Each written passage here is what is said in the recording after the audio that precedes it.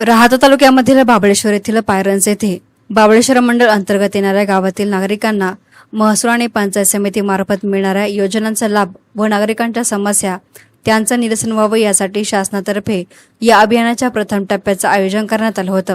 या प्रसंगी जिल्हा परिषदेच्या माजी अध्यक्षा शालिनीताई विखे पाटील, अप्पर जिल्हाधिकारी बाळासाहेब कोळेकर, प्रांताधिकारी माणिक आहेर, तहसीलदार अमोल मोरे, गटविकास अधिकारी विवेक गुंड, बबलू म्हस्के यांच्यासह प्रत्येक विभागातील अधिकारी आणि कर्मचारी हजर होते। कार्यक्रमाप्रसंगी उपस्थित लाभार्थ्यांना विविध योजनेमधील प्रमाणपत्रांचं वाटप करण्यात आलं।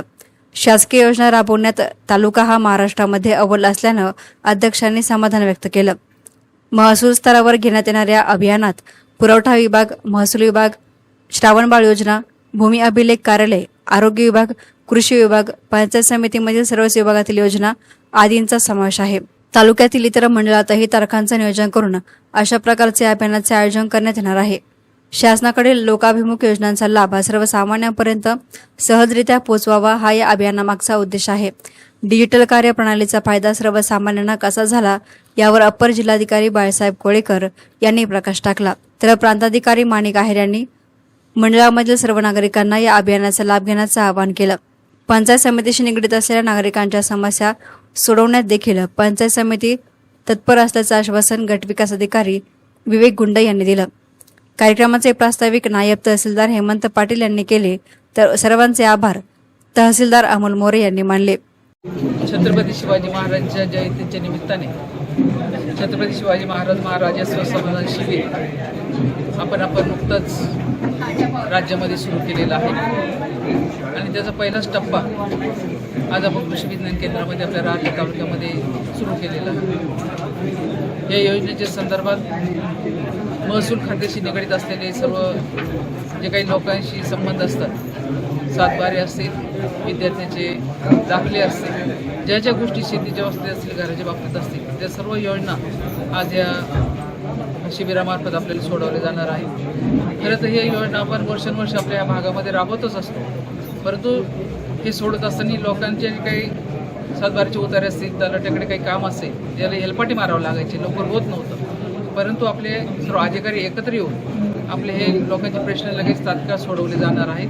त्याच्यामुळे आपल्या लोकांचे हेलपाटी वाचणार आहे, वेळ वाचणार आहे आणि हे सर्व करत असताना ज्यावेळेस नामदार राधाकृष्ण विखे पाटील यांच्याकडे महसूल खातं होतं, त्यावेळेससुद्धा आपण जे काही खंडकऱ्यांच्या जमिनी असतील, भोगोटे 2 मधून भोगोटे 1 मध्ये जे काही साहेबांनी जे काम केलेलं आहे त्याचासुद्धा आपला फायदा झालेला आहे आणि जास्तीत जास्त नागरिकांनी याचा फायदा घ्यावा, कारण आज आपण ही सुरुवात केलेली आहे, परंतु प्रत्येक याच्यामध्ये जाऊन हा कार्यक्रम तिथं राबवला जाणार आहे आणि हा राबवत असताना नेहमीच आपल्याकडे घरी हे लोक आमच्याकडे येत असतं, हे झालं ते झालं, म्हणून हे असं होऊ नये, जागच्या जागी प्रश्न सोडावे, त्याच्यासाठी हे अभियान निश्चितच आपल्या सर्व शेतकऱ्यांना फायद्याचं आहे।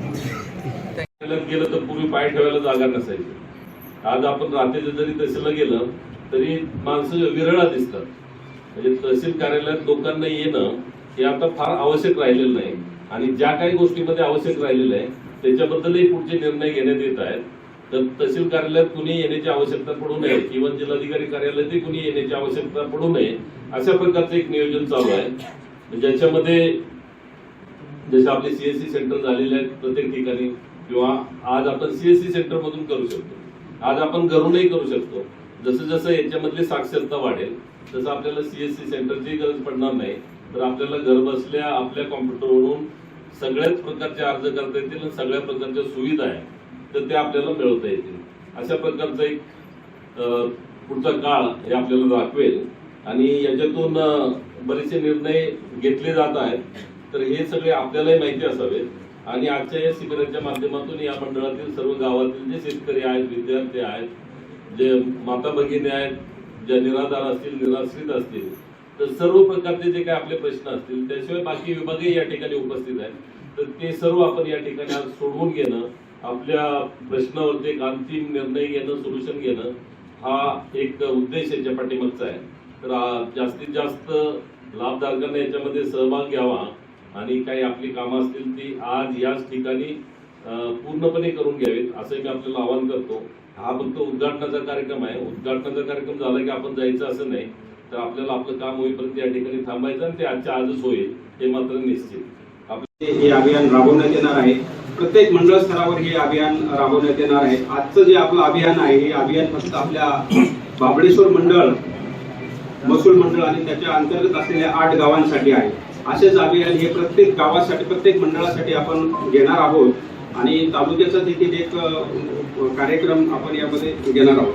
आजच्या या कार्यक्रमामध्ये सामाजिक अर्थसहाय्याच्या योजना, संजय गांधी योजना आहेत, त्याचप्रमाणे जिवंत सातबारा, जे काही लाभार्थी मयत आहेत परंतु त्यांच्या वारसाच्या नोंदी झालेल्या नाहीत, त्या नोंदी घेण्याचं काम या अभियानामध्ये केलं जाणार आहे. त्याचप्रमाणे बऱ्याच जमिनी ह्या आपल्या भूसंपादित होतात किंवा अकृषी केल्या जातात आणि अकृषी केल्यानंतर त्यांचा कमी जास्त पत्र करावं लागतं, जेणेकरून त्या संस्थेचं नाव, ज्या जमिनी आपण ज्या संपादित करतो ज्या संस्थेसाठी, त्या संस्थेचं नाव लागणं अपेक्षित असतं. तर या देखील बाकी याच्यामध्ये होणार आहेत.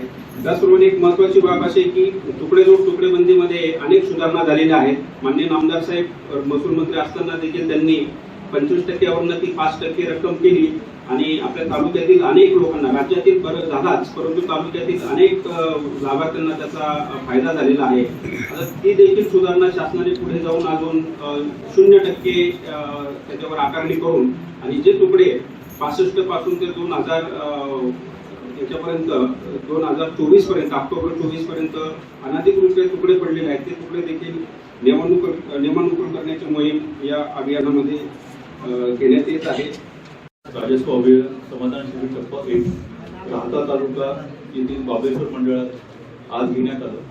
या प्रथम शिबिराचं उद्घाटन करण्यासाठी आदरणीय शालिनीताई विखे मॅडम, माजी जिल्हा परिषद अध्यक्ष अहिल्यानगर यांनी अत्यंत त्यांचा मौल्यवान वेळ दिला आणि कार्यक्रमाचं उद्घाटन केलं आणि त्याचबरोबर एक आम्हाला प्रेरणा दिली की पुढील कार्यक्रम अत्यंत चांगल्या पद्धतीने, कार्यक्षम पद्धतीने करून लाभार्थ्यांपर्यंत लाभ पोहोचवणे याबद्दल मी त्यांचे आभार व्यक्त करतो.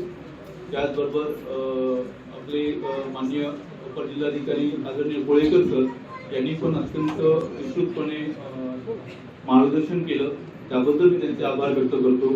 त्याचबरोबर शिर्डी उपविभागाचे उपविभागीय अधिकारी आदरणीय माणिक आयर सर यांनी पण या संदर्भात अत्यंत मोलाचं मार्गदर्शन केलेलं आहे, तर यांचं मी आभार व्यक्त करतो. त्याचबरोबर हे शिबिर यशस्वी होण्यासाठी ज्यांनी योगदान केलं असे माझे सहकारी विवेक गुंड साहेब, गटविकास अधिकारी राहता, बोरे साहेब, तालुका कृषी अधिकारी राहता, सुराज साहेब, उप अधीक्षक भूमी अभिलेख राहता, पावसे साहेब, तसेच मंचावर उपस्थित असलेले मस्के साहेब, सर्व सन्माननीय सरपंच, उपसरपंच, पदाधिकारी, सर्व बंधू भगिनी आणि लाभार्थी यांनी आज या शिबिरासाठी उपस्थित राहिले याबद्दल मी सर्वांचे आभार व्यक्त करतो.